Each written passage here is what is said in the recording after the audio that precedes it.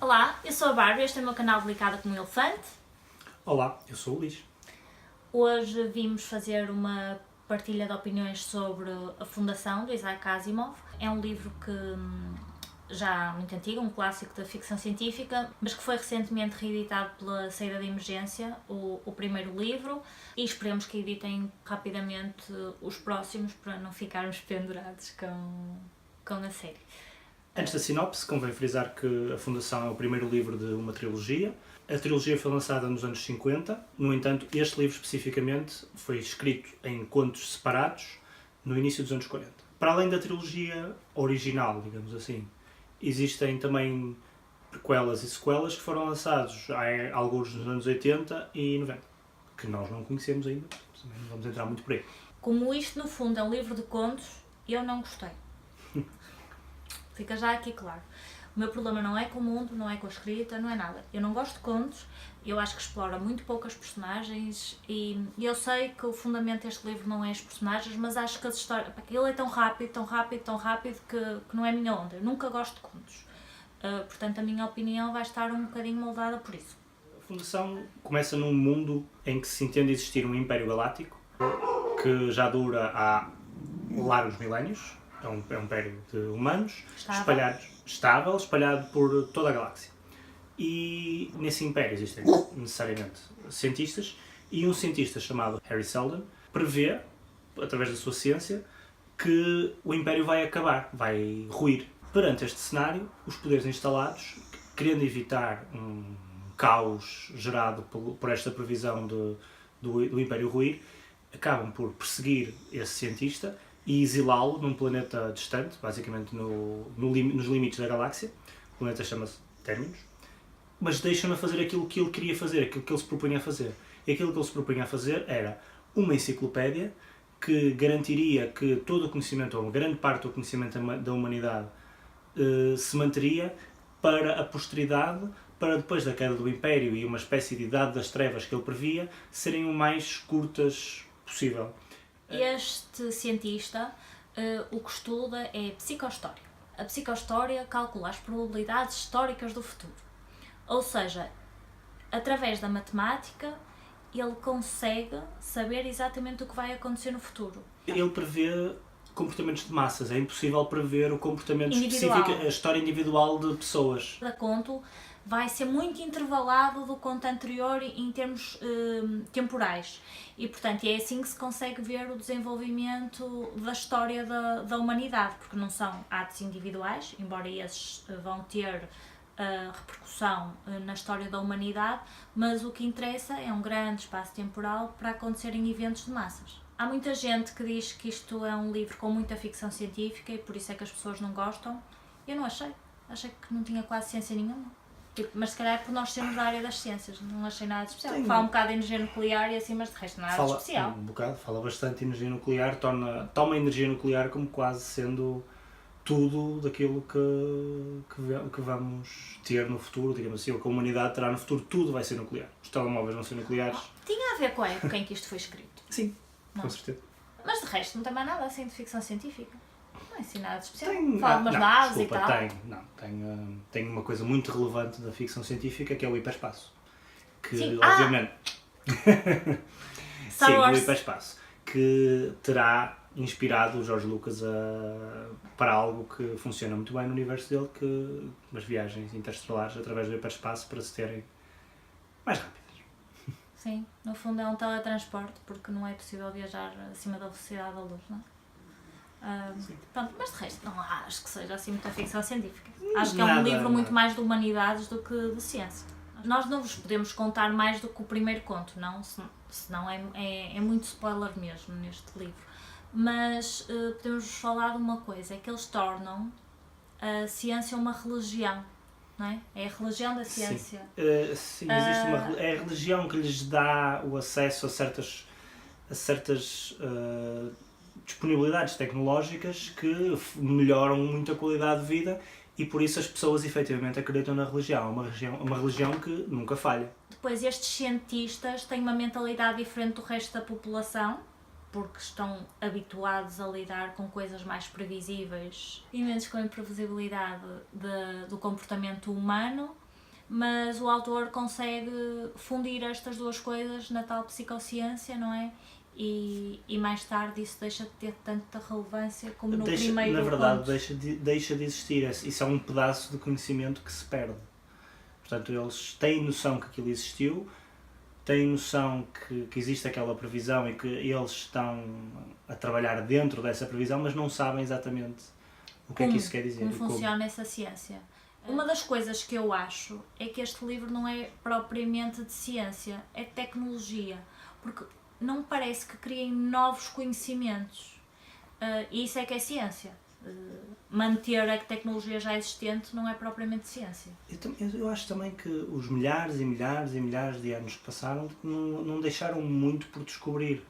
Será um bocado por aí que tudo é tecnologia. Já quase todo o conhecimento existia e, como a Bárbara estava a dizer, a grande questão aqui é sociológica, não é científica. Aquilo que motiva o livro é as dinâmicas sociais dos humanos espalhados por uma galáxia, separados, por muito que tenham viagens instantâneas ou quase, estão separados por milhares de anos-luz, as comunicações são difíceis e as consequências disso, no fundo, de uma sociedade interestelar. Eu estava à espera de ver mais cravado neste livro a influência da Segunda Guerra Mundial, o facto do autor ser russo e ter ido viver para os Estados Unidos, mas não achei assim nada de especial, achei um bocado superficial a reflexão que faz sobre essa parte da humanidade. Eu acho que, assim, também, lá está, este livro foi escrito...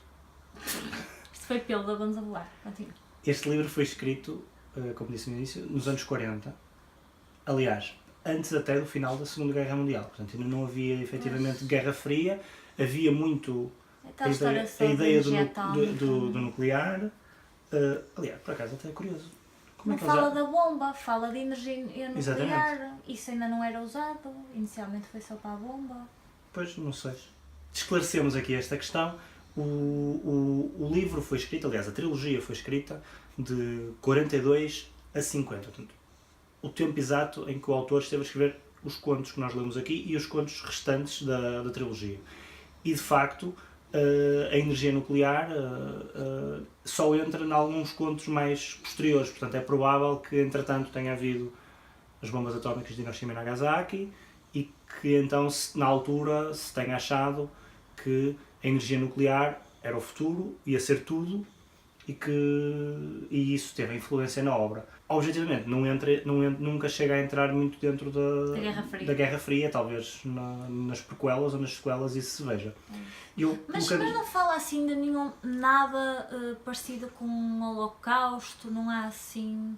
Tipo, haver um império estável, não é uma coisa que faça muito sentido para a época. Mas a grande inspiração é o Império Romano. É um império estável e que se acomodou. À escala do tempo na altura é o equivalente a largos milénios, né? Houve muita evolução ali. E o Império acomodou-se. Os romanos deixaram de se preocupar com a expansão e com as riquezas e preocuparam-se mais com o epicurismo. E deixaram-se. Deixaram-se cair. Nós somos grandes fãs do Star Wars, portanto foi engraçado saber que isto é a base do Star Wars, mas ainda assim eu acho Star Wars um bocado mais giro porque explora mais personagens, vê-se mais pormenores. Isto aqui passa muito ao de leve, não é? As pessoas individualmente não são muito importantes nesta história, portanto eu acabei por não gostar lá muito do livro por causa disso e gostar muito mais do Star Wars. Sim. As personagens, como a Bárbara disse no início, sofrem um bocado pelo facto de isto serem pequenos contos, portanto, terem que ser contados rapidamente e com pouco desenvolvimento das personagens. As pessoas envolvidas na história não são importantes, o que interessa, como já referimos, é a sociedade, a evolução da sociedade. Eu sei que isto é propositado, mas eu nem sequer tinha vontade de decorar quem são as personagens à custa disso, porque eu já sabia que só iam aparecer em meia dúzia de páginas. E que não era importante saber o nome delas. Sim, a verdade é que depois os contos, particularmente o último conto, tem muito mais personagens e é um bocado mais difícil de acompanhar, justamente por isso. Porque as personagens ainda por cima têm todos nomes estranhos, nem sequer são nomes que façam muito sentido, não fazem obviamente sentido em português e ainda por cima não fazem sentido em inglês, são nomes assim um bocado inventados ou pouco comuns e é difícil fixar os nomes. Para vocês terem uma ideia, há capítulos que são uma página só e depois salta não sei quanto tempo sem dizer qual é o tempo que passou. Então eu achei muito difícil de acompanhar. Eu já sei que o mundo é genial, a escrita é genial, tudo o que ele criou, não só nesta trilogia mas no iRobot. Ele é o criador das regras da inteligência artificial, que o Luís vos pode falar mais porque ele é engenheiro informático. É tudo genial, mas não é o tipo de livro para mim. Sem entrar em grandes detalhes, o Isaac Asimov definiu as regras base da robótica que são usadas hoje em dia pelos cientistas e engenheiros que trabalham efetivamente com robótica. Porque as regras são humanas, não é? Tipo, o robô nunca pode atacar o humano, esse tipo de coisas, não é uma coisa de ciência, é uma coisa humana. Um bocadinho aquilo que se vê no iRobot, obviamente, não é? E no Robocop também. Há uma coisa que me irrita solenemente neste livro, é um livro profundamente machista. As mulheres não têm qualquer papel, tipo, não existem personagens femininas e quando aparece é para ser basicamente a mulher escrava de um deles. Tipo, sim. Eu me lasco. Não, por acaso até uma mulher, assim, ela é escrava, mas a determinado momento, mesmo no finalzinho, começa a ficar um bocadinho interessante, mas depois Mas é perde-se. relevante. Mas depois perde-se. Mas tipo, uma personagem que fosse mulher, por amor à santa, que isso faz com que o livro seja datado. Hoje em dia nunca o mundo seria só cientistas homens, só não sei o quê. Tipo, as mulheres não servem para nada, as mulheres é como se não existissem. E eu concordo que o livro é datado nesse aspecto. Seria interessante ter mulheres a fazer o trabalho mais relevante que vemos a ser feito só por homens e só discutido entre homens. Eu acho que a premissa é extraordinária e a forma como as peças todas se encaixam é muito inteligente, mas eu fiquei um bocadinho desiludida.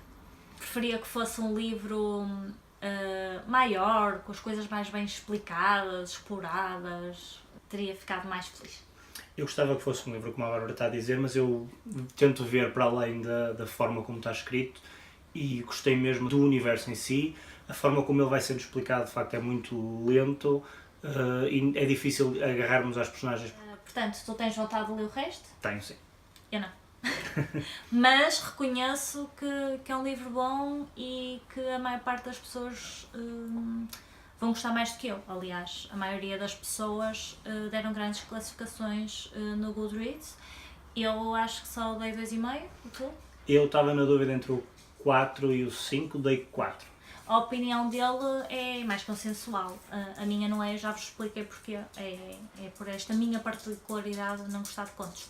Espero que isto não tenha ficado muito confuso, mas como a minha opinião não é muito consensual, acho que pode ser interessante na mesma para vocês verem. Espero que não percam o interesse de ler este livro por causa da minha opinião, porque a minha opinião não é toda consensual e é um livro realmente com um mundo inteligente por trás e portanto acho que vale a pena, apesar de eu não ter gostado. Até à próxima!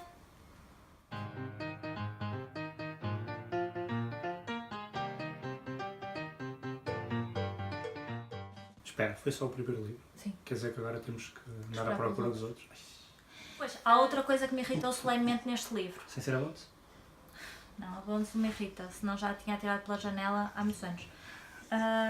Ai, tanto pelo!